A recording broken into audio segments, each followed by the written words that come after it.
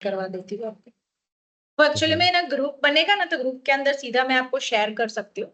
तो मैं वेट कर रही हूँ कि मैम ये डिस्कशन करके फिर ग्रुप और वो सारी चीजें बना दे, तो हम डायरेक्ट कांटेक्ट कर सकते हैं। क्योंकि अभी क्या हो रहा है, वो मैम को मैं शेयर कर रही हूँ, फिर मैम आपको शेयर कर रहे हैं, ऐसा हो रहा है। तो अभी एक दो दिन में वो ग्रुप बना देगा ना, तो सीधा हम ग्रुप के थ्रू डायरेक्टली इंटरेक्ट कर सकेंगे, तो प्रॉब्लम हाँ नहीं हाँ। होगा। जो भी चाहिए वो सारा मटेरियल और वो सब जो है वो मैं ग्रुप में डाल दूंगी। हम्म। ओके। चलिए।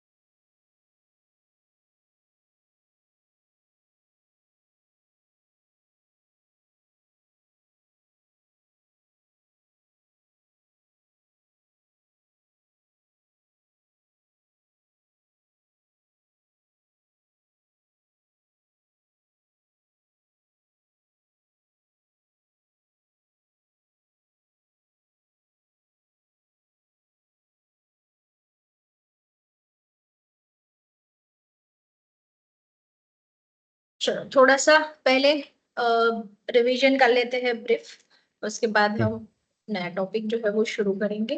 तो फर्स्ट तो ओके। लास्ट टाइम जो हम लोगों ने डिस्कशन किया था, उस कमांड के लिए फर्स्ट कमांड हम लोगों ने यूज किया था mkdir मेक डायरेक्टरी।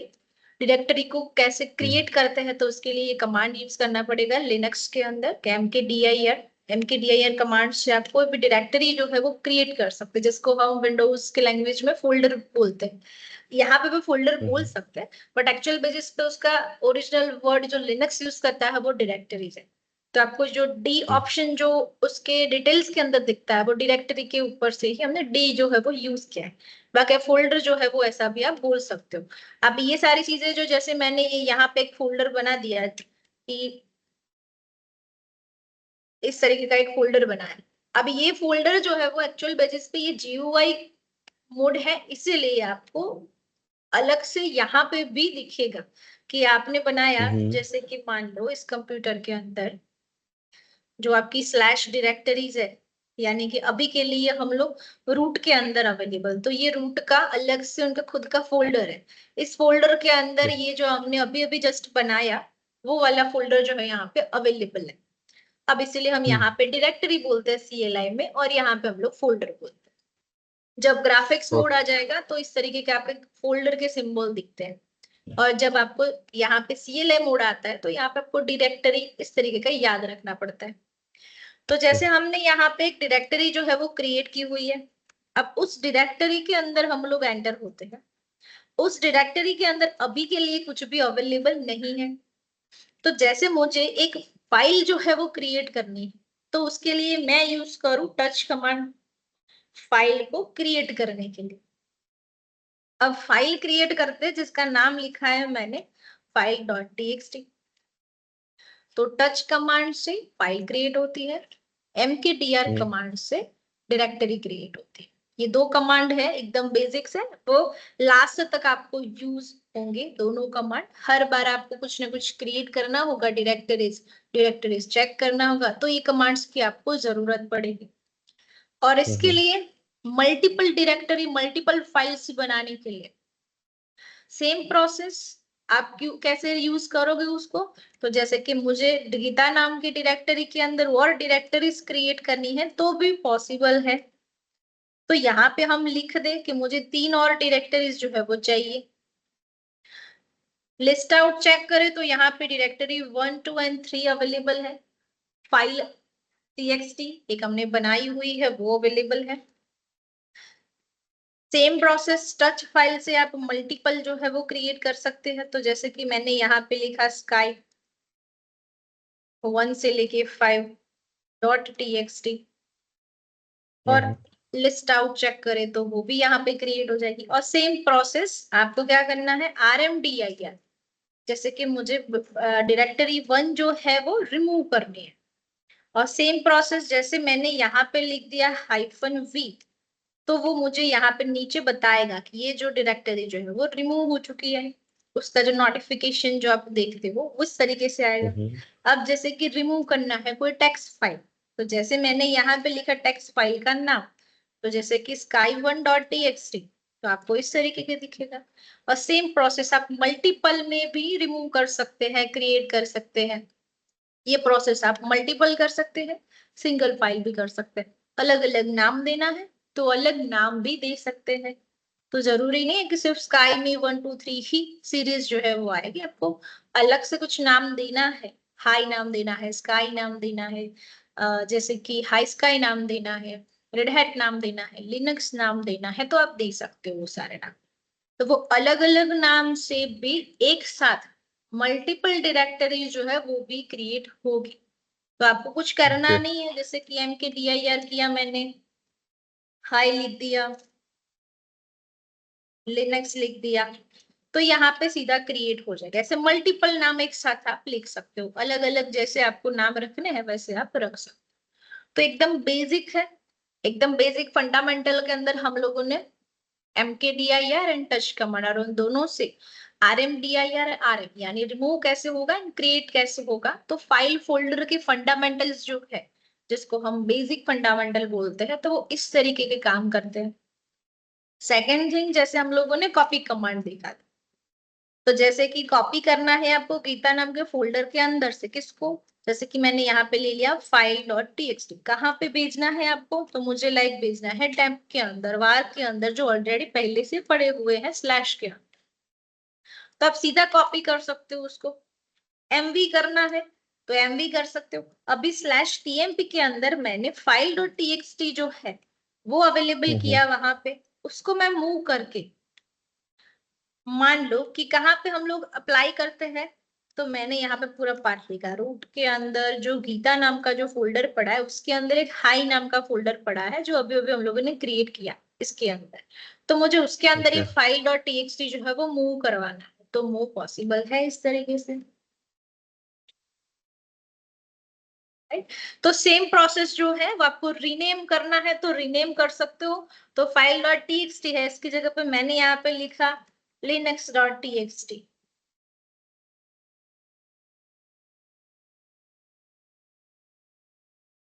पहले चेक कर ले उसके अंदर अवेलेबल है या नहीं।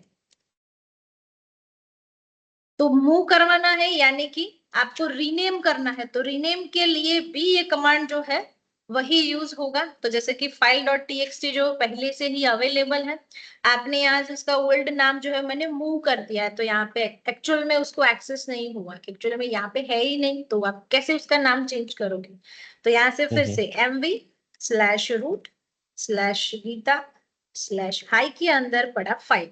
अब इसका नाम आपको चेंज करना है, तो फिर से रूट, गीता के अंदर बड़ा हाई, और उसके अंदर जो file.txt है उसका नाम हम चेंज करते हैं, जैसे कि मैंने ये रखा, क्योंकि यहाँ से तो हम लोगों ने मूव कर दिया ना, तो यहाँ से है ही नहीं, तो फाइल चेंज नहीं हुआ, नाम चेंज नहीं हुआ।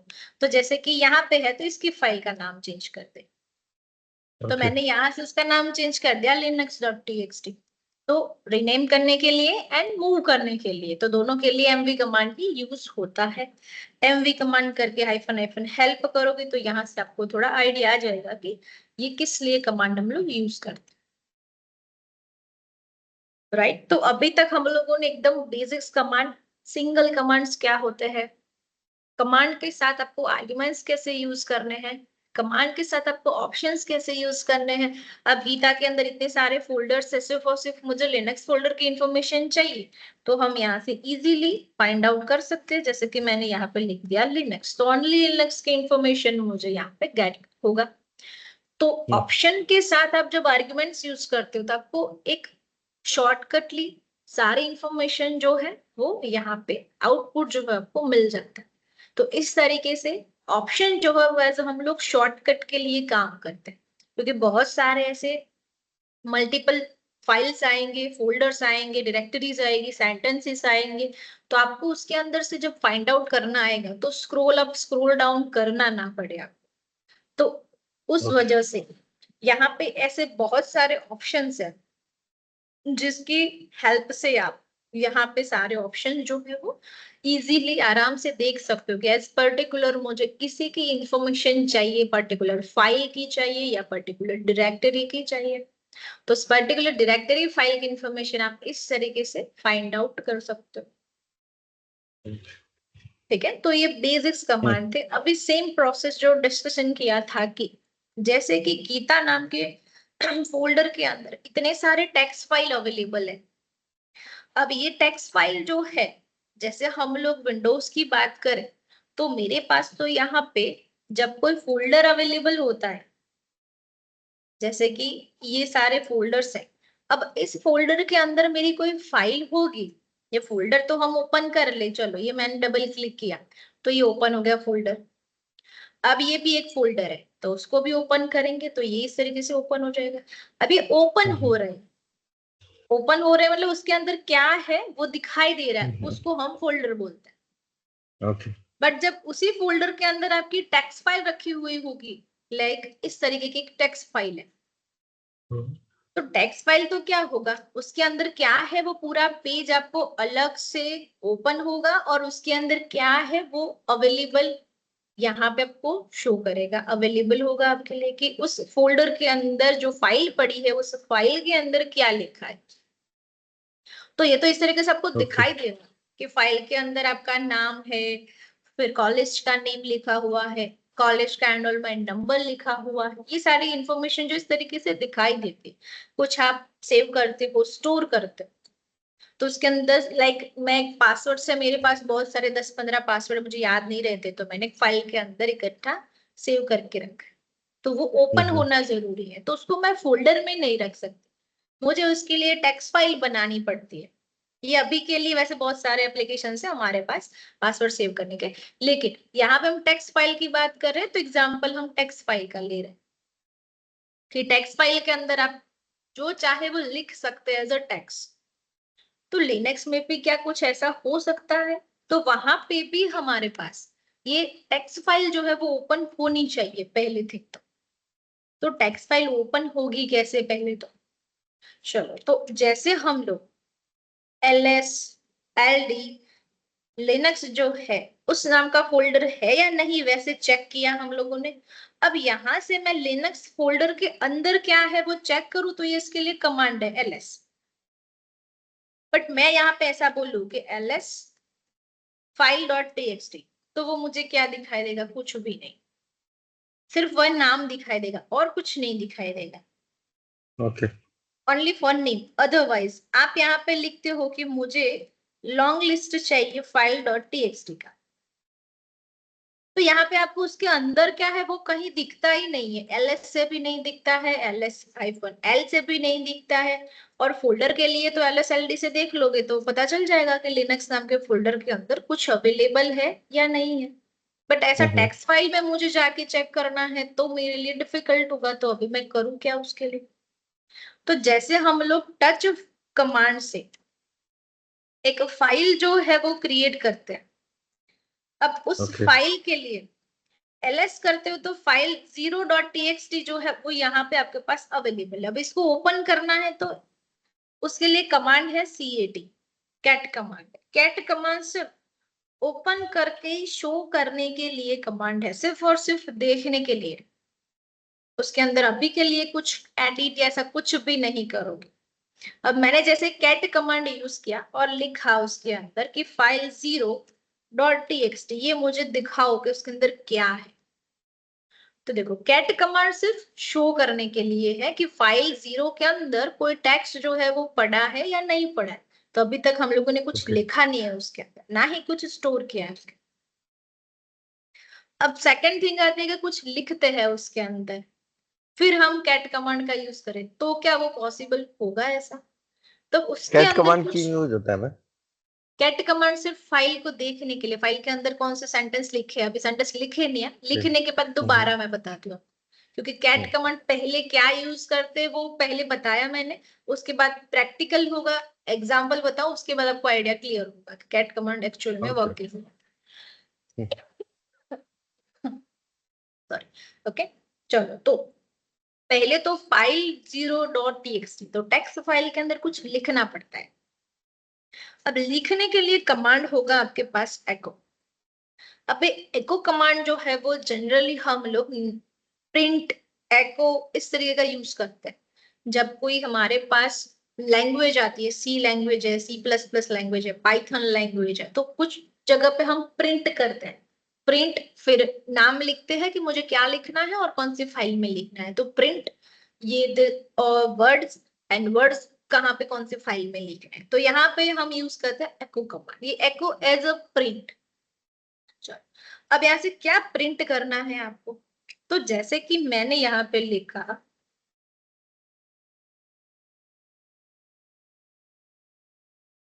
इस तरीके से हम लिखते हैं। अब जैसे कि मैंने यहाँ पे लिखा गुड मॉर्निंग ऋषिकेश, अभी ये जो है वो कौन से फाइल के अंदर प्रिंट होना चाहिए, तो मैंने डिसाइड किया है कि फाइल 0.txt के अंदर ये मैसेज जो है वो चला जाना चाहिए। पहले एको यानी प्रिंट, प्रिंट क्या करना है, ये मैसेज कहाँ पे आपको मूव करना है, इस मैसेज को फाइल 0.txt को मूव यानी कि प्रिंट करने के लिए आगे और एडवांस ऑप्शन आएंगे, अभी के लिए बेसिक्स कमांड है ये। तो मूव करने के लिए ये टैक्स आपको यूज करना पड़ेगा double greater than, double greater than, single greater, उसका एक पूरा मॉड्यूल है जिसको रीडायरेक्शनल रूल बोलते हैं, वो आगे आपको आएगा, वो भी बेसिक थिंग है। तो वो मूव होगा फाइल 0.txt के अंदर। चलो मैंने तो यहाँ से एंटर कर लिया, मूव हुआ कि नहीं वो चेक तो करना पड़ेगा मुझे। तो फिर से, तो मैंने पहले बोला कि उस फाइल के अंदर क्या पड़ा है वो आपको चेक करना है, तो उसके लिए आप क्या यूज करोगे, कैट कमांड। तो देखो जैसे ही आपने कैट कमांड लिखा, फाइल 0.txt यूज किया, तो सेम थिंग जो प्रिंट करवाया आपने वो यहाँ पे अवेलेबल है। तो पहली टच कमांड से टेक्स्ट फाइल क्रिएट होगी, कैट कमांड से उस फाइल के अंदर कुछ है या नहीं है वो आपको शो करेगा, ओनली फॉर शो, और कुछ नहीं, देखने के लिए ही है, सिर्फ उसके अंदर एडिट नहीं होगा। और प्रिंट करना है, कुछ लिखना है, तो एको कमांड आप यूज करोगे। सेंटेंसेस अभी मैंने लिखा इसीलिए यहाँ पे शो हो रहा है, मैंने कुछ लिखा नहीं था तो वो ब्लैंक आ रहा था। फिर से सेम प्रोसेस, जैसे मुझे कुछ और लिखना है, तो जैसे कि मैंने यहाँ पे लिख दिया, इस तरीके का कुछ लिखा, तो चलो फिर से देखते हैं। तो देखो दो मैसेजेस अवेलेबल है उसके अंदर। और एक चीज, सिस्टम के अंदर पहले से ही कोई फाइल पड़ी हुई है और उसको देखना है, तो भी आप कैट कमांड का यूज करोगे। आपको ये जो कैट कमांड कब यूज करना है वो बता देती हूँ। डिस्प्ले के ऊपर ही, यहीं पे आपको कहीं और अलग एक फाइल ओपन हो और उसमें जाके नहीं देखना, तो आप यहाँ पे कैट कमांड जो है वो यूज कर सकते हो कि मुझे इसी डिस्प्ले के ऊपर क्या क्या है वो देखना है। डिस्प्ले दूसरी ओपन नहीं होनी चाहिए, एडिटर वीआई से दूसरी टैब ओपन होगी, एक पेज ओपन होगा, वो आगे हम लोग डिस्कशन करते हैं। बट कैट कमांड जो है उससे क्या होगा, इसी टर्मिनल के पेज के ऊपर ही आपको आउटपुट दिखेगा जो आपको देखना है। तो कैट कमांड सिर्फ शो करने के लिए है और ओनली फॉर फाइल के लिए ही, ये सिर्फ और सिर्फ फाइल के लिए काम करता है। एको कमांड फाइल के लिए प्रिंट करता है और टच कमांड फाइल को क्रिएट करता है। तो तीन कमांड है जो जुड़े हुए हैं आपके फाइल के लिए, फाइल फंडामेंटल के लिए ये यहाँ पे जरूरी है। तो फाइल फंडामेंटल में इस तरीके का यूज होगा। और जैसे मेरे सिस्टम के अंदर फाइल है, ऐसा मैंने बोला कि बहुत सारी ऐसी फाइल होगी, एग्जाम्पल मैं आपको देती हूँ, आगे जाके आपको वो सब डिस्कशन आएगा। बट जैसे कि बाय डिफॉल्ट फाइल है और मुझे कैट कमांड से चेक करना है, तो बाय डिफॉल्ट फाइल, एक मैं आपको एग्जांपल देती हूँ, जैसे कि etc नाम के फोल्डर के अंदर passwd नाम की बाय डिफॉल्ट एक फाइल है, और वो बाय डिफॉल्ट फाइल के अंदर क्या अवेलेबल किया हुआ है लिनक्स सिस्टम ने आपके लिए, वो आपको चेक करना है। passwd करके एक फाइल का नेम है, उस फाइल के अंदर सिस्टम ने आपके लिए क्या प्रोवाइड किया है वो आपको चेक करना है। तो जैसे ओके आपने कैट कमांड से एंटर किया तो ये सारी इंफॉर्मेशन पहले से ही वहां पे अवेलेबल है। पहले मैं आपको कैट कमांड बताऊं तो देखो ये रहा कैट कमांड, और यहां से हम लोगों ने एंटर किया तो देखो फर्स्ट थिंग ये जो passwd वाला वो फाइल है, उस फाइल के अंदर एक्चुअली में क्या रहता है वो भी बता दो। उस फाइल के अंदर आपके सारे यूजर की इंफॉर्मेशन होती है, जो आप बनाते हो उस सारे यूजर्स की इंफॉर्मेशन रहती है। तो पहले तो root user by default create किया गया है सिस्टम ने, तो यहाँ पे उसकी इंफॉर्मेशन है, और जब मैंने क्रिएट किया था ENG नाम का यूजर तो वो भी यहाँ पे आपको दिखाई देगा। बट ये आपको थोड़ा कंफ्यूज हो सकता है कि ये इसकी लाइन में मैं क्या कहाँ जाऊं कैसे जाऊं, ये सारी कंफ्यूजन होते हैं। ये सब कुछ आप कैट कमांड से जब आपको जल्दी जल्दी में डिस्प्ले के ऊपर ही देख लेना है ना, तब उसका यूज कर सकते हो। तो अभी के लिए ये जो फाइल आप देख रहे हो उस फाइल को कैसे हम लोग चेक कर सकते हैं, तो इस तरीके से आप कैट कमांड से चेक कर सकते हो। अभी के लिए तो मैंने एक दो सेंटेंस जो है वो ही लिखे हुए हैं जिससे कि ये सब। अब मान लो कि ये फाइल जो है उसके अंदर मुझे बहुत सारा डेटा जो है वो रखना है, जैसे कि ये सारा डेटा है तो क्या मैं हर बार एको कमांड फिर ये सब कुछ मैं बीच में लिखूं, फिर ग्रेटर देन करूं, और फिर फाइल 0.6 तो हर बार डिफिकल्ट होगा। अब हर बार ऐसे नॉर्मल टेक्स्ट तो शायद ना भी आए, कुछ मुझे कुछ इक्वेशन लिखने हैं, या तो फिर ऐसे ओके कोई डिफिकल्ट कोई कैरेक्टर्स के साथ न्यूमेरिक्स के साथ ये सब कुछ मिक्सअप करके लिखना है, तो यहाँ पे अवेलेबल तो होगा नहीं। तो मुझे उसके लिए वो फाइल के अंदर जाके मैं कॉपी पेस्ट भी कर सकूं, या तो फिर उसके अंदर जाके मैं मेरे खुद हैंड से राइट कर सकूं, ऐसा मुझे करना है तो ये सब पॉसिबल होता है एक एडिटर से।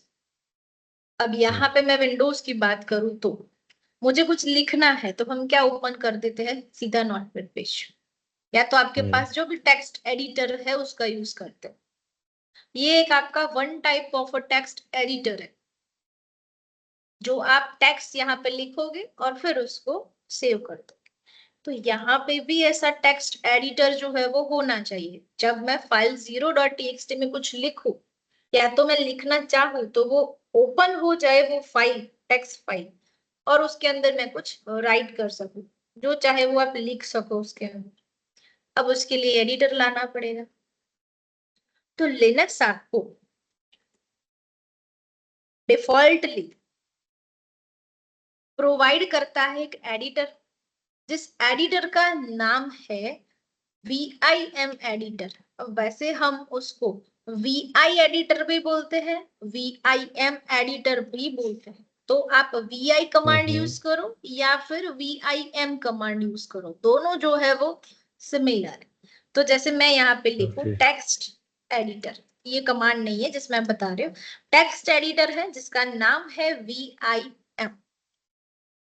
अब VIM जो है उसको हम इस तरीके से भी इंडिकेट करते हैं, VI इम्प्रूव उसका नाम है full form, VI improve. VI actually में हम कमांड पहले यूज करते हैं, उसके बाद VIM आए तो उसको हम बोलते हैं इम्प्रूव। कुछ उसके अंदर अपडेट हुआ तो उसका नाम जो है वो बदल के VIM किया। तो कोई प्रॉब्लम नहीं होता, आप पुराना कमांड यूज करो नया कमांड यूज करो, ये एज एक टेक्स्ट एडिटर ही है और वही रहेगा। सेम प्रोसेस आप ओके नैनो एडिटर भी शायद नाम सुना हो, तो ये भी एक एडिटर है यहाँ पे। तो VIM एंड नैनो ये दोनों एडिटर ही है फॉर लिनक्स के लिए। जैसे नोटपैड पेज और नोटपैड प्लस प्लस दोनों आप अपने सिस्टम में रख सकते हो, वैसे सेम यहाँ पे VIM एंड नैनो ये दोनों के दोनों यहाँ पे मैम इन एडिटर। दोनों से केवल टीएक्सटी फाइल एडिट होती है? हाँ जी, टेक्स्ट फाइल। तो VIM एंड नैनो एडिटर, तो ये दोनों के दोनों जो है वो टेक्स्ट एडिटर जो है वो यूज करते हैं। कोई भी आपको स्क्रिप्ट लिखनी है, शेल स्क्रिप्टिंग करना है, तो आपको इन दोनों में से जरूरत पड़ेगी किसी एक की। तो आगे आप जाओगे डेवऑप्स के अंदर, तो कुछ स्क्रिप्ट आपको नैनो एडिटर के अंदर आपको लिख के फिर रन करनी पड़ेगी। तो दोनों सेम है, आप नैनो से फाइल बनाओ या VIM से फाइल बनाओ। नैनो से बनी हुई फाइल VIM भी ओपन कर सकता है और VIM की फाइल नैनो भी ओपन कर सकता है, तो कोई फर्क नहीं पड़ता है दोनों में। जैसे वर्चुअल बॉक्स यूज करो या तो VMware वर्कस्टेशन यूज करो, तो कोई फर्क नहीं पड़ता है। उसमें भी वही काम होता है जो VM में होता है, VM में जो काम होता है वो भी वर्चुअल में होता है। तो दोनों सिमिलर ऑप्शन है, आपको क्या यूज करना। बट सबसे पॉपुलर जो है वो VI एडिटर यूज करते हैं एज अ टेक्स्ट एडिटर, जो आप लिनक्स के अंदर यूज करोगे। एंड एक्चुअल बेसिस पे मैकओएस के अंदर भी ये यूज होता है आपका VI एडिटर जो है वो। ये एकदम पावरफुल एडिटर है। छोटे छोटे स्मॉल प्रोग्राम्स लिखने हैं आपको, या तो बहुत बड़ा प्रोग्राम रन करना है, बड़ा प्रोग्राम जो है वो आपका कोई विंडोज पेज के अंदर है और यहाँ पे लेके आना है, तो भी आप नॉर्मली कॉपी पेस्ट कर सकते हो। अब यहाँ पे प्रॉब्लम ये है कि माउस कीबोर्ड, इसका हम एक्चुअली में यूज नहीं करते हैं इसको मैनेज करने के लिए। माउस कीबोर्ड का यूज नहीं होगा तो उसके लिए क्या होगा, शॉर्टकट्स होंगे। तो वो शॉर्टकट्स जो है वो क्या है वो सीखने हैं पहले। तो नॉर्मल बेसिकली ग्राफिकल इंटरफेस होगा आपके पास तो प्रॉब्लम नहीं है, लेकिन इस तरीके का CLI इंटरफेस है तो आपको ये शॉर्टकट्स, कॉपी कैसे होता है, पेस्ट कैसे करेंगे, वो सारी चीजें सीखनी पड़ती है। तो सबसे पहले तो VI एडिटर जो है वो क्या है उसके लिए डिस्कशन करते हैं। आप यहाँ पे करो ना VI हेल्प, तो भी आपको यहाँ पे बता देगा कि ये एक्चुअली में क्या होता है। VI इम्प्रूव्ड, VI आर्ग्यूमेंट्स के साथ आप फाइल ऑप्शंस ये भी यूज कर सकते हैं। एक्स्ट्रा एरर्स आती है वो चेक करना है, ये सारे आर्ग्यूमेंट्स VI के साथ आर्ग्यूमेंट्स यूज करने हैं तो अवेलेबल है। साथ में आपको फाइल का नेम लिखना है, पीछे नेम लिखो और फिर उसको ओपन कर लो, ये उसकी फॉर्मेट रहती है। तो सबसे पहले एक एग्जांपल हम लोग ओपन करके चेक करें कि किस तरीके से हम लोग यूज करेंगे उसका। तो उसके लिए आप VIM लिखो या VI लिखो, कोई फर्क नहीं पड़ेगा। गीता नाम के फोल्डर के अंदर हम लोगों ने फाइल 0.txt जो है वो बनाया है अभी अभी, जिसके अंदर हम लोगों ने 2 सेंटेंस जो है वो लिखे हुए, राइट। जैसे कि मैं यहाँ पे फिर से बता दूं कैट कमांड से, तो ये 2 सेंटेंस जो है वो मैंने लिखे हुए। ये 2 सेंटेंस जब मैं फाइल जो है वो ओपन करूं, सिर्फ ये तो दिखने के लिए अभी मुझे एडिट करना है। अब मुझे गुड मॉर्निंग, हाँ, ये सब से काम नहीं चलता है मेरा, उसके अंदर मुझे इक्वेशंस लिखने हैं। तो यहाँ से कब तक मैं एको कमांड यूज करूँ और हर बार ये एंटर करवाती रहूं इस फाइल के अंदर, तो मैं तो थक जाऊंगी। इसे 500 सेंटेंसेस हो गए तो, और 500 सेंटेंसेस जो मुझे लिखूं क्या, मैं तो कॉपी पेस्ट कर दूं। तो ये सारी चीजें जो आपको सोचनी है तो उसके लिए एडिटर चाहिए होगा, और वो एडिटर हमारे पास अवेलेबल है जिसका नाम VIM एडिटर है।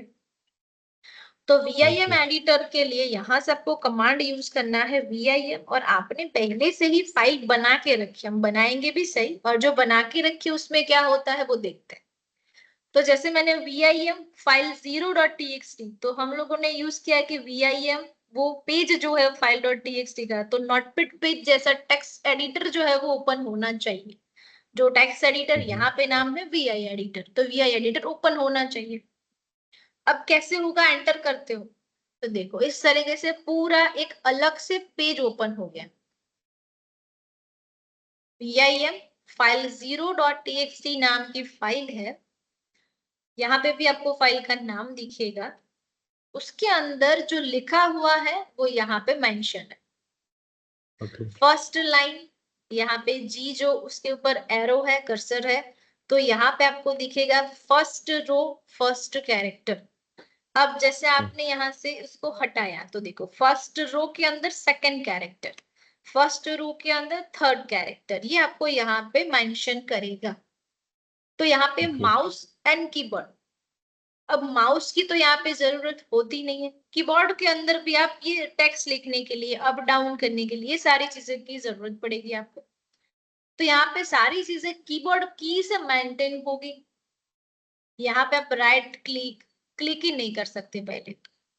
तो आपको ये सब जो है वो, जैसे कि मैंने ये सेकंड लाइन के अंदर हम आ गए, तो सेकंड रो 4th नंबर का कैरेक्टर, पूरा पेज जो है वो भर के आप यहाँ पे लिख सकते हो। 2 लाइन है, 36 जितना यहाँ पे अवेलेबल है कैरेक्टर्स टोटल मिलके, सब स्पेस वेस सब मिला के। ओके। तो यहाँ पे इस तरीके से आपको एक टेक्स्ट एडिटर जो है वो ओपन होता है, एंड उस फाइल के अंदर क्या लिखा है वो आपको मेंशन होगा यहाँ पे। अब इसके अंदर एडिट भी कर सकते हो, कोई प्रॉब्लम नहीं है। तो उसके अंदर और हम लोग एक थोड़ा एडवांस देखते हैं। अब ये फाइल तो ओपन हो गई और ये बनाई हुई थी। अब इसमें से मुझे बाहर जाना है, तो अब मान लो कि चलो ये तो ग्राफिक्स है तो क्लोज कर देंगे, लेकिन CLI मोड हुआ तो ये तो दिखेगा नहीं, क्लोज वोज कुछ नहीं दिखेगा। तो फिर तो इसके लिए आपको यूज करना पड़ेगा पहले escape, escape for only visual mode, यानी कि सिर्फ और सिर्फ शो कर सकते हो आप, और कुछ नहीं। सिर्फ दिखेगा आपको, कुछ टाइप नहीं होगा। जैसे मैं यहाँ पे टाइप कर रही हूँ, टाइप नहीं हो रहा है, टाइप नहीं होगा। एस्केप मोड लगाते हो तो टाइप होता ही नहीं है पहले तो। ओके। अब जैसे मैंने यहाँ से शिफ्ट के साथ कॉलन यूज किया, जो नीचे ब्लिंक हो रहा है शिफ्ट के साथ कॉलन, और उसके बाद आप यहाँ पे करते हो Q for quiet and enter, तो आप आ जाओगे बाहर। अब आप चाहते ओके। हो कि ये तो पुरानी फाइल है, मुझे तो नई फाइल बनानी है, तो कोई प्रॉब्लम नहीं है, फिर से एक फाइल बनाओ, जैसे कि vimr.txt, ऐसी हम लोगों ने एक फाइल बनाई। तो ये VIM एडिटर जो है वो सीधा आपकी फाइल जो है वो भी क्रिएट करके ओपन कर देगा। जैसे हम कैसे नोटपैड पेज के अंदर बाहर से भी आप क्रिएट करते हो, देखो ये मैंने पहले ओपन कर लिया और फिर हम यहाँ पे उसको सेव कर लेंगे, तो यहाँ से भी पॉसिबल है। और यहाँ से आपका फोल्डर है और आपको यहाँ से एक फाइल क्रिएट करनी है, पहले क्रिएट करनी है और फिर हमको वहां पे ओपन करनी है। तो मैंने जैसे टेक्स्ट डॉक्यूमेंट बना दिया और फिर पहले मैंने यहाँ पे लिख दिया sky.txt और फिर हम उसको ओपन करते हैं, तो भी कोई प्रॉब्लम नहीं है। तो सबसे पहले हम लोगों ने जो देखा वो भी फॉर्मेट सही है, और ये VI ओके। एडिटर तो वो भी फॉर्मेट सही है, तो दोनों फॉर्मेट अपनी अपनी जगह पे सही है। तो जैसे मैंने VIM और फिर फाइल जो है वो लिख दिया, तो फाइल क्रिएट भी कर लेगा और ओपन भी कर लेगा, तो VI एडिटर दोनों साथ में करता है। हमें अलग से टच कमांड की इम्पोर्टेंट नहीं नहीं, अब यूज कोई कर। रिक्वायरमेंट नहीं है, अभी आपको जरूरत नहीं पड़ेगी। हम्म। तो जैसे मैंने VIM और उसके बाद कैट कमांड की भी जरूरत नहीं पड़ेगी। हाँ, आपको बाहर देखना है डिस्प्ले के ऊपर तो आप देख सकते हो, बाकी VI में क्रिएट भी हो जाएगा, ओपन भी हो जाएगा, एडिट भी हो जाएगा और सेव भी हो जाएगा, सारी चीजें VI में हो जाएगी। ओके। तो जैसे कि मैंने VIM r.txt करके एक फाइल जो है वो क्रिएट करने के लिए यहाँ पे अप्लाई किया हुआ है, और उसके बाद हम करते हैं एंटर, तो देखो सीधा VI एडिटर का पेज ओपन होगा। हो गया ये ओपन पेज सीधा, जिसके अंदर मैंने कोई टेक्स्ट अवेलेबल नहीं किए, ना ही कोई टेक्स्ट लिखे हुए हैं, और ना ही पहले से कुछ अवेलेबल है, क्योंकि अभी नई नई एक फाइल जो है वो क्रिएट की है जिससे आप VI से यूज, सो दोनों के दोनों सेम ही है। तो जैसे आप कैट कमांड से चेक करोगे तो भी ब्लैंक होगा, और VI एडिटर से चेक करोगे तो भी ब्लैंक होगा, क्योंकि उसके अंदर कुछ लिखा नहीं है। तो अभी एको कमांड का यूज करने की जरूरत है नहीं, क्योंकि अभी एडवांस टूल मेरे पास अवेलेबल है VI है। तो क्यों ना हम लोग इसी के अंदर सारी चीजें जो एडिट करते हैं, जो लिखना है एक साथ, तो बार बार एको कमांड का यूज ना करें। चलिए, तो उसके लिए कैसे हम लोग पहले तो VI एडिटर अंडरस्टैंड करते हैं, उसके बाद उसका क्या यूज होता है, उसके बाद उसका एग्जाम्पल कैसे हम लोग यूज कर सकते हैं वो देखते हैं। तो सबसे पहले यहाँ पे जब आप VI एडिटर से कोई भी फाइल ओपन करते हो, तो पहले तो कुछ भी नहीं लिखेगा, कुछ एडिट नहीं होगा, आपको कुछ भी डिस्प्ले के ऊपर कुछ भी लिखा ही नहीं होगा। देखो मैं कुछ प्रेस कर रही हूँ लेकिन वो मना कर रहा है। ओके। अब तो फिर मुझे फिर भी आपने तो बोला कि वी एडिटर तो एडिट करने के लिए, तो यहाँ पे एडिट करना है आपको, कुछ भी सेंटेंसेस लिखने हैं तो आपको जाना पड़ता है इंसर्ट मोड के अंदर। इंसर्ट मोड आपके लैपटॉप के अंदर की भी अवेलेबल है, इंसर्ट बटन है ना हो तो आई करके जो वर्ड है लिखा हुआ कैरेक्टर है, उस आई को प्रेस करो। जैसे मैंने आई प्रेस किया तो यहाँ पे नीचे लिखा हुआ आया इंसर्ट, तो ये आपका अभी शुरू हुआ इंसर्ट मोड। इसके पहले एस्केप मोड था।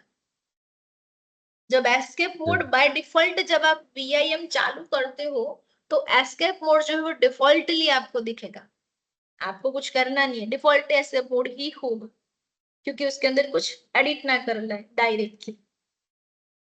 तो सबसे पहले एस्केप मोड होगा, उसके बाद आप इंसर्ट मोड के अंदर जाओ।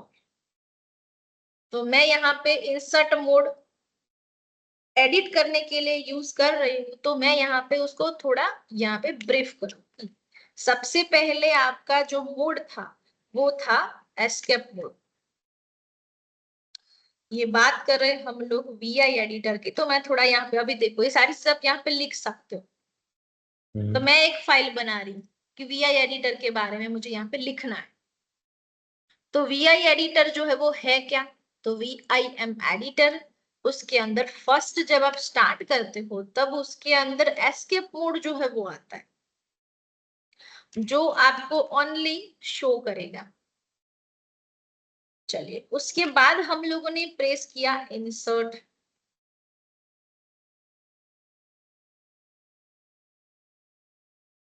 तो इंसर्ट मोड के लिए क्या लिखेंगे, तो आप जब आई प्रेस करते हो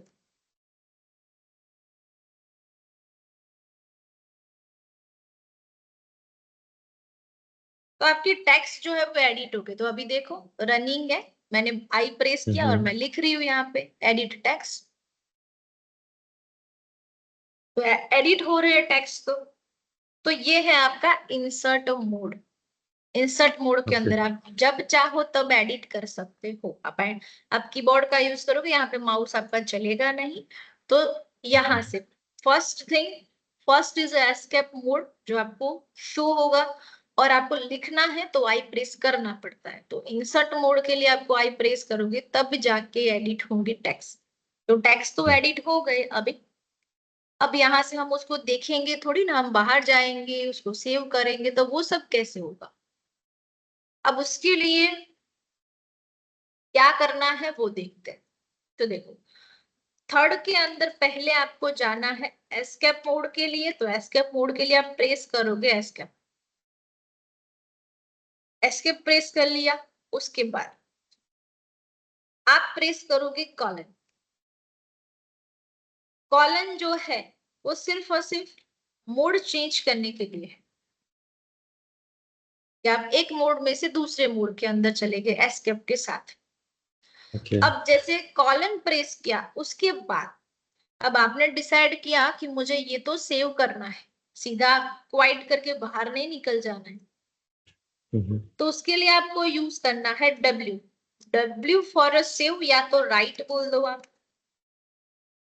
एंड W के साथ आप Q यूज करोगे तो Q फॉर क्वाइट। अब जैसे मैंने यहां से क्वाइट किया और फिर एंटर करते हैं तो क्या होगा वो देखते हैं। तो पूरा आपको लिखना कैसे, उसको एस्केप में जाओगे, कॉलन करोगे, WQ करोगे और फिर एंटर दे दोगे। अगर मैम डब्लू ना लिखे तो डायरेक्ट कोड कर दे तो ये सारा तो निकल जो जाएगा, जो लिखा है ना वो निकल जाएगा, पूरा ब्लैंक ही टेक्स्ट फाइल जो है वो ओपन होगा। ओके। वन थिंग मैम, जैसे विंडोज में क्या होता है, अगर हम कुछ डिलीट कर देते हैं तो रिसाइकिल बिल में अवेलेबल होता है, इसमें ऐसा कोई फीचर है क्या क्या कि करने के बाय लिए, डिफॉल्ट, जैसे बाय डिफॉल्ट कोई फाइल या फिर कोई टेक्स्ट फाइल डिलीट हो जाती है तो हम उसे रिकवर कैसे कर सकते हैं?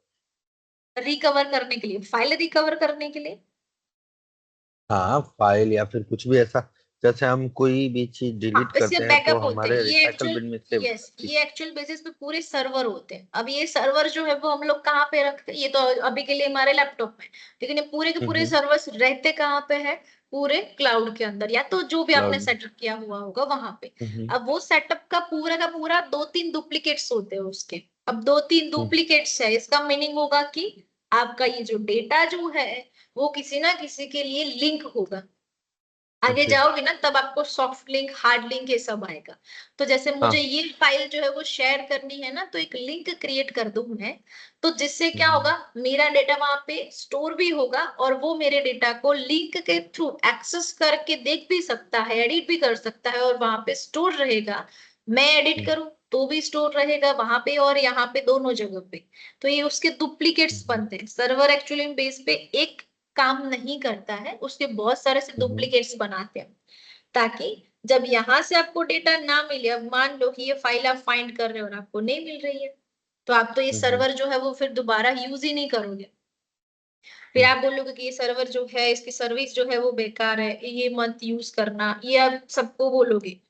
तो होता क्या है, हर एक सर्वर के लिए कुछ भी हो, ये फाइल हो, फोल्डर हो, पैकेजेस हो, सब कुछ आपको डुप्लीकेट एक आपका क्रिएट हो जाता है, और ये डिलीट भी हो ओके। जाता है, तो वो वहां से रिकवर कर लेते हैं। और तुरंत एक सर्वर जो है ऑटोमेटेड बेसिस पे रखा हुआ होता है, पूरा का पूरा सर्वर डेटाबेस के साथ क्रिएट हो जाता है, उसको बोलते हैं ऑटो स्केलिंग। जो आप ओके। एडब्ल्यूएस के अंदर पढ़ोगे, ऑटो स्केलिंग इज, आप जब भी कुछ उसके अंदर एडिट करते हो ना, तो वो सारा का सारा बैकअप, अब मैं ऐसा बोलूं कि मैंने पूरे वीक के अंदर इतना काम किया, अब पूरे वीक का मैं हर रोज तो बैकअप नहीं ले सकती, मुझे कुछ ऐसा करना पड़ेगा कि ऑटोमेटेड बैकअप जो है वो आ जाए। तो वो ऑटोमेटिक बैकअप के लिए मैंने टाइम रखा है रात के 11 बजे से 12 बजे तक। तो मैंने ऐसा टाइमर सेट कर दिया कि रात के 11 बजे से लेके 12 बजे के इन बिटवीन जो आज काम हुआ, वो सारा जो है काम, जो कॉपी नहीं होगा, क्या होगा, जितना भी हम लोग ने एक्स्ट्रा वर्क किया है ना, उतना ही कॉपी होगा आपके बैकअप के अंदर, जो आप पहले से ही बैकअप जो है वो अगले दिन का तो था ही, आज क्या काम किया है वो ऐड हो जाएगा उसके अंदर। ओके। तो ना उसके अंदर कट पेस्ट होगा, ना उसके अंदर कॉपी पेस्ट होगा, सिर्फ और सिर्फ जितना काम आज किया हुआ है उतना ही सिर्फ वहां पे स्टोर होगा। तो मतलब पूरा का पूरा नहीं होगा, 10-15 दिन पहले जो काम किया था वो दोबारा नहीं ओवरराइट होगा, जिस सिर्फ और सिर्फ ओके। जो नया क्रिएट किया है आपने आज, सिर्फ वो ही जाएगा। तो वहां पे क्या रहता है, ये सब स्टोर रहता है। तो इजीली आपको ये सारी चीजें हैंडल जो है वो हो जाती है, इसीलिए तो डेटाबेस सर्वर इतने पॉपुलर है, लिनक्स सर्वर इतने पॉपुलर है। सेकेंड थिंग, सिक्योरिटी इतनी है कि अटैक्स नहीं होते हैं लिनक्स सर्वर के ऊपर। ये सब उसके रीजंस हैं, तो इसीलिए हम लोग सबसे ज्यादा इसी का यूज करते हैं, सबसे ज्यादा ये पॉपुलर है।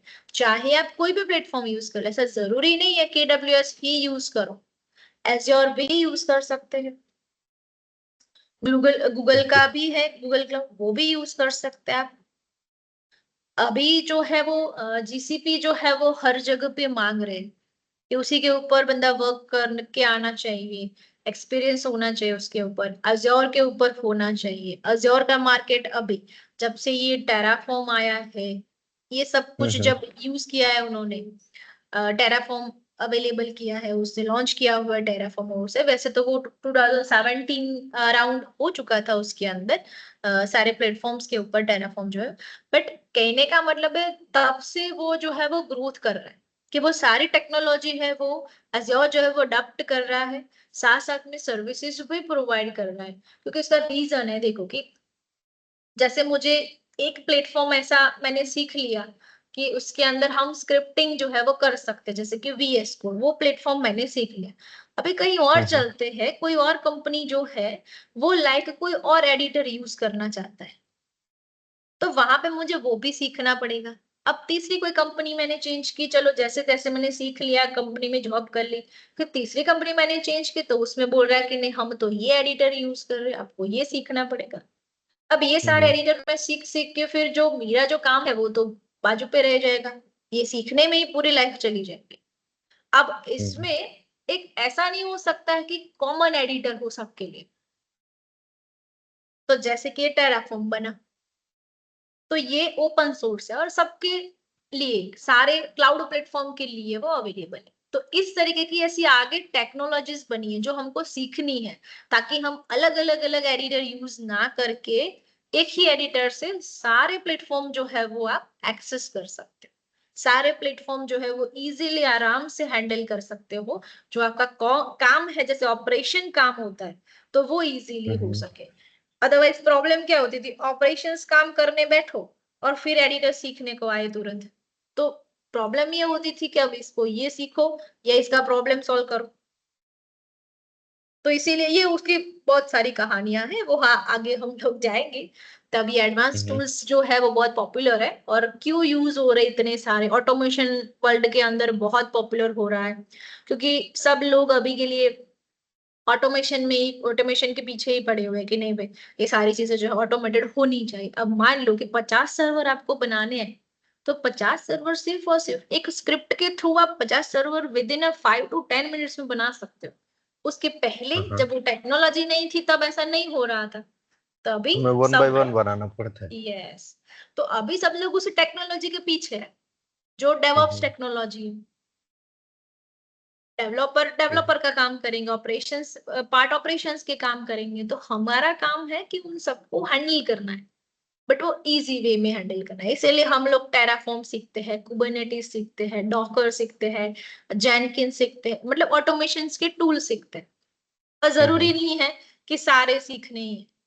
अब जैसे ये मैंने 4 नाम बोले वो सीखते हो तो ऑलमोस्ट आपके डेवऑप्स का जो पूरा, ऑलमोस्ट डेवऑप्स इंजीनियर इस तरीके का जो प्रोफाइल है उसमें से सारा नॉलेज जो है वो आपको मिल जाता है। एक कंपनी क्या मांगती है, डॉकर मांगेगी, टेराफॉर्म मांगेगी, उसको तो हम्म, ऑटोमेशन चाहिए। हाँ, तो ये पूरा उस तरीके का एक अलग से उसका टेक्नोलॉजी का हिस्ट्री है, जिसके वजह से आप यहाँ पे बेस जो है वो यहाँ पे आप अभी के लिए वो सीख रहे हैं कि एक्चुअल में बेस एक्चुअल में क्या होता है। तब जाके आप आगे अंडरस्टैंड कर पाओगे टेराफॉर्म, कुबरनेटिस जो है, डॉकर जो है, वो क्यों हम लोग यूज करते हैं। उसमें सबसे इंपॉर्टेंट वीएमवेयर होता है। VMware कंसेप्ट आपको क्लियर होता है, उसके बाद आप आगे जाओगे तो बहुत इजीली ये सारी चीजें आराम से समझ में आ जाएगी कि मैन्युअल ओके। मोड क्या होता है। फिर AWS में जाओगे तो उसमें क्लाउड मोड कैसा होता है, और उसको ऑटोमेशन पे लेके जाओगे तब वो ऑटोमेशन मोड कैसा होता है। हम्म, इसीलिए सब लोग red hat certified, AWS certified, उसके बाद डेवऑप्स इंजीनियर जो है वो हायर करते हैं। ये इसका एक यही हम्म, रीजन है कि आप मैन्युअल एंड क्लाउड दोनों में काम करके आए हो तो आपको अंडरस्टैंड ये होगा। अदरवाइज वहां पे ऑटोमेशन में एरर आ रही है, एरर है आपके हार्डवेयर की, आपके रेड हैट के लिनक्स की, और आप सॉल्व कर रहे हो ऑपरेशन बेस पे, तो कुछ मैच ही हम्म, नहीं होगा। आपको हर तरीके से सोचना है कि शायद वहां पे ऐसा होगा, शायद वो स्टार्टिंग जो उसका है उसमें ये प्रॉब्लम हो सकती है। तो ये सारी चीजें जो है वो जो हर एक के लिए लिंक्ड है, तो जो लिंक है इसीलिए आपको ये चीज जो है वो बेसिक वो आपको थोड़ा ध्यान रखना है इसके अंदर। रेड हैट जो है बहुत इजी है। सिस्टम एडमिनिस्ट्रेटर, उसकी जो प्रोफाइल है उसके अंदर सारी चीजें आपको क्रिएट नहीं करनी है। जब लॉग्स आएंगे तो लॉग्स, सर्टिफिकेशन, वही सारी चीजें हैंडल करनी होती है। बाकी आपको कोई कंपनी में जाओगे तो बोलेगा नहीं कि चलो आज आपको सर्वर बनाना है, ऑलरेडी उनके सर्वर हम्म। चालू ही है, चालू ही होंगे। हाँ, और ऑलरेडी सर्वर बने के होते हैं। ऊपर, यस, उस सर्वर के ऊपर काम करना है, उसको अंडरस्टैंड करके उसका पूरा जो प्लेटफॉर्म जो है वो किस तरीके के ऑप्शंस कहाँ पे कनेक्टेड है, क्या चल रहा है उसके अंदर, कितने सर्वर है, कहाँ कहाँ पे लिंक्ड है, बस वही सारी चीजें वो आपको 15 दिन देता है, उसमें आपको अंडरस्टैंड कर लेना है। फिर आपका काम जो हम्म, एज इट इज है वो चालू कर देना है। बस यही प्रोफाइल हर एक के अंदर होती है, चाहे वो क्लाउड हो चाहे वो डेवऑप्स हो। तो सबसे इजी है यहाँ पे रेड हैट। रेड हैट के अंदर उससे भी इजी AWS आएगा और उससे भी इजी डेवऑप्स आएगा। वो प्रैक्टिस मांगता है बस। विंडोज की हम्म, तरह क्या कि आप चलो विंडोज के अंदर फाइंड कर लिया तो मिल जाएगा, यहाँ पे थोड़ा आपको याद रखना पड़ता हम्म, है सारी चीजें, लेकिन वो वर्ड याद रहेगा तो सर्च कर पाओगे, यहाँ पे थोड़ा उल्टा है।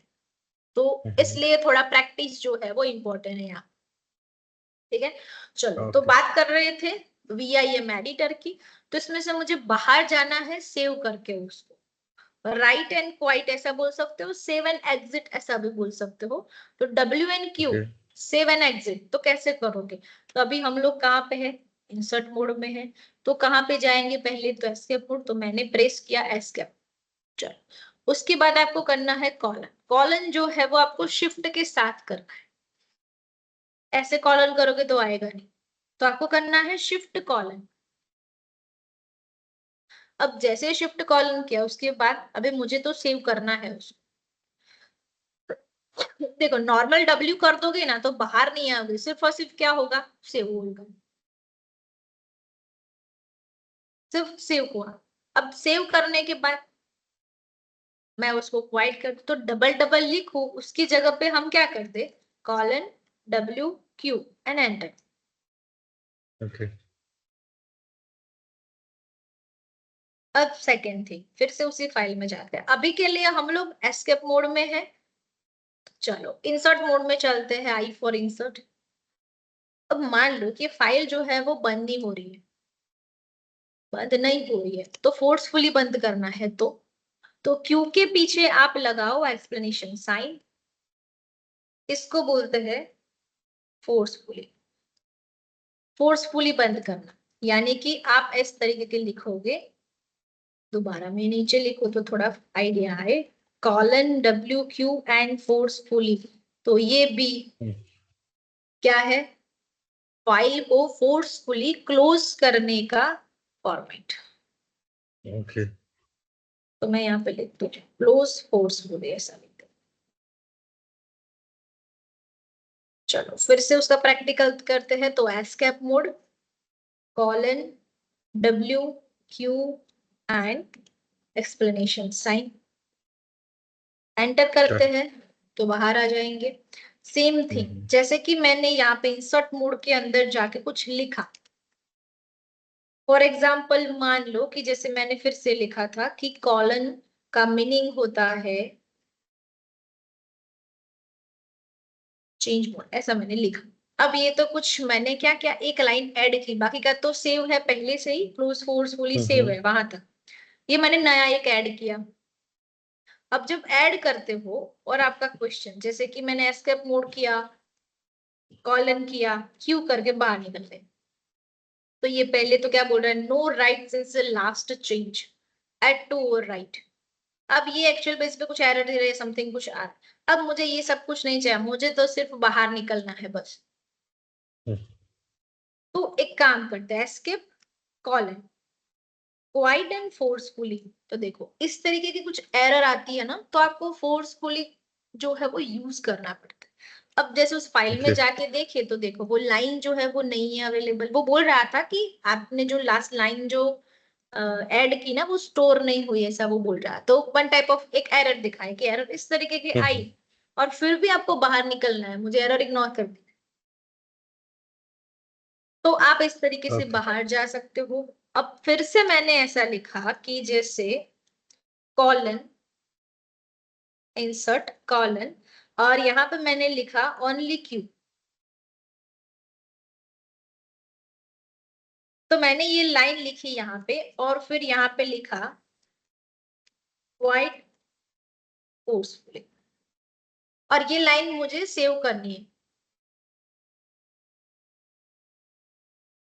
सिर्फ बाकी का ऊपर का जितना भी लिखा हुआ है वो सब तो पहले से ही क्या है? सेव ही है। तो मुझे दोबारा उसको सेव करने की जरूरत नहीं है। ओके तो सिर्फ एक लाइन ही मुझे ऐड कर देनी है उस फाइल के अंदर। तो क्या करेंगे? तो एस्केप में जाएंगे, एस शिफ्ट के साथ कॉलन करेंगे और एक्स प्रेस कर देंगे और एंटर कर देंगे। चलो चेक करें उसके अंदर वो लाइन आई कि नहीं। तो आ गई यहाँ पे। तो फॉर एग्जाम्पल मान लो कि हम लोग यहाँ से कॉलन एक्स करते हैं, तो उसके लिए हम लोग ऐसा लिख सकते हैं कि एज अ सेव एज किया हम लोगों ने, एज अ सेव एज एक फाइल जो है वो हम लोगों ने उसके अंदर ऐड कर दिया विदाउट ओवरराइट। ओवरराइट नहीं हुआ कुछ उसके अंदर, एज अ दोबारा सेव हो जाएगा जो लास्ट लाइन जो भी आपने ऐड किया हुआ है अलग से वो। ओके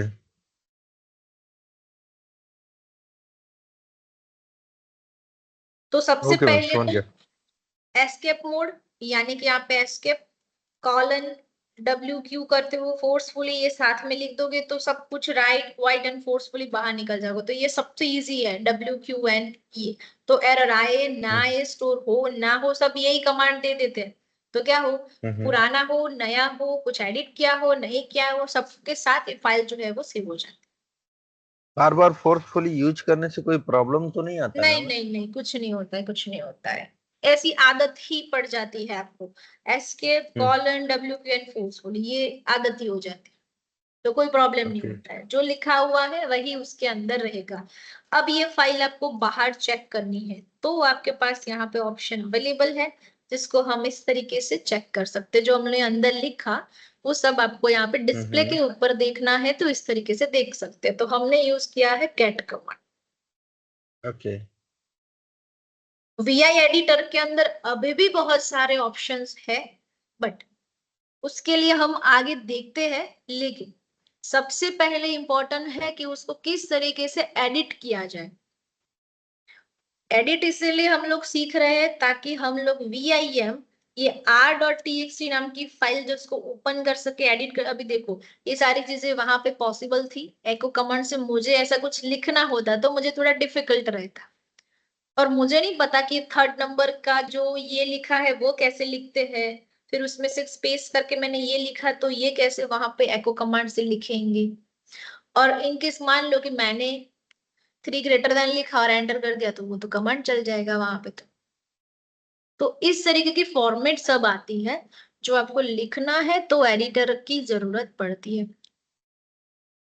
तो सबसे इंपॉर्टेंट है VI एडिटर। इसके बिना आप लिनक्स के अंदर कुछ भी टेक्स्ट फाइल जो है वो एडिट नहीं कर पाओगे। अभी और भी है उसके अंदर, बट यहाँ पे और एग्जांपल देखते हैं इसी के ही। तो मैंने यहाँ से इसको क्वाइट कर दिया। अभी मैंने पास WD नाम की एक फाइल बताई थी। तो आपका क्वेश्चन होगा कि जैसे वो कैट कमांड से चालू हुई थी वैसे VI कमांड से भी तो चालू होनी चाहिए, वो तो ऑलरेडी अवेलेबल ही है। देखो चल के चेक करते हैं उस फाइल को। तो VIM ETC पास WD, तो देखो ये थोड़ा अच्छा सा दिखेगा इस तरीके से। ये पूरी एक अलग फाइल है।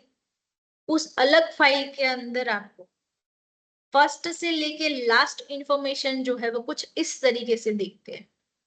वहां पे पूरा का पूरा आपको एक वाइट फॉर्मेट के अंदर एक फॉर्मेट जो है वो दिखती है।